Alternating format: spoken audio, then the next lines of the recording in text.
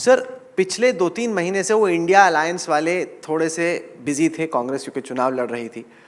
अब वो कह रहे हैं कि 19 को उनकी बैठक है।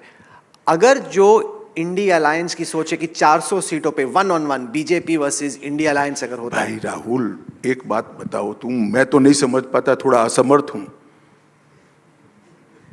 इंडिया अलायंस है कहां बताओ तो।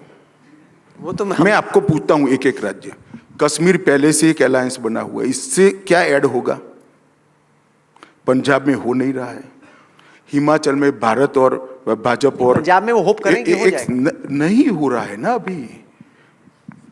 हिमाचल भाजपा कांग्रेस सीधी फाइट है, दिल्ली में हो नहीं रहा है, हरियाणा सीधी फाइट है, फिर आगे चले जाओ राजस्थान, मध्य प्रदेश, छत्तीसगढ़ सीधी फाइट है, गुजरात सीधी फाइट है, महाराष्ट्र में पहले से हो रखा है, बिहार में पहले से हो रखा है, बंगाल में हो नहीं रहा है, उड़ीसा में हो नहीं रहा है, नॉर्थ ईस्ट में हो नहीं रहा है, तेलंगाना में हो नहीं रहा है, आंध्र प्रदेश में हो नहीं रहा है, तमिलनाडु में पहले से बना हुआ है, केरल में हो नहीं रहा है। तुम इंडिया अलायंस कहां देख रहे हो?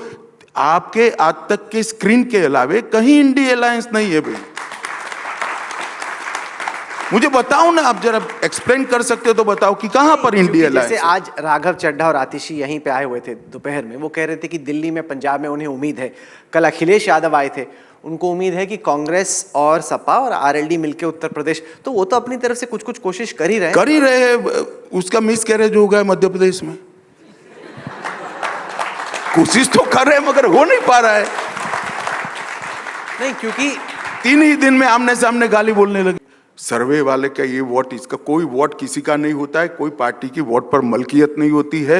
हर चुनाव में पार्टी का परफॉर्मेंस और नेतृत्व पर विश्वास जो होता है और कार्यकर्ता स्थानीय होते हैं, इसके भरोसे चुनाव होता है।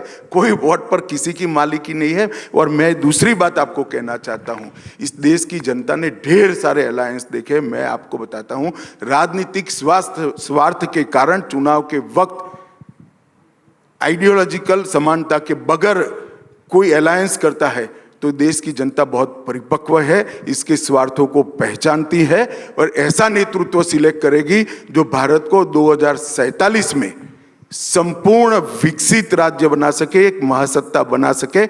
ऐसे नेतृत्व को पसंद करेगी और वो नेतृत्व नरेंद्र मोदी जी है और वो party Bharatiya Janata party. Sir, आपने कहा कि नॉर्थ साउथ का कोई मसला नहीं है, लेकिन दक्षिण के राज्यों में एक बड़ा सवाल है डीलिमिटेशन को लेके कि 2026 के बाद कभी ना कभी आपको डीलिमिटेशन करना पड़ेगा।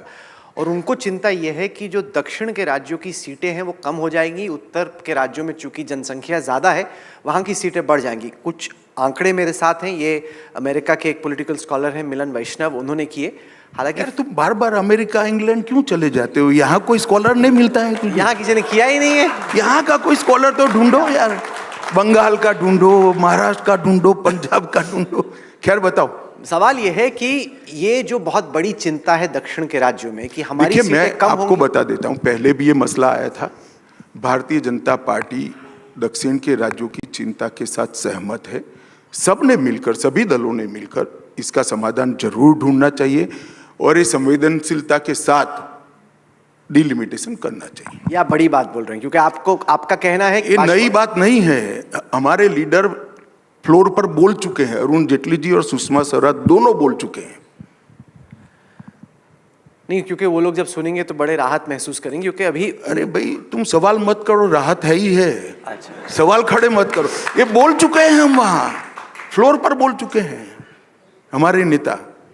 अगर ये वीडियो आपको पसंद आया है तो इसे लाइक जरूर करें। अगर चैनल अभी तक सब्सक्राइब नहीं किया है तो कर लें और नोटिफिकेशन पाने के लिए बेल आइकन भी दबा दें।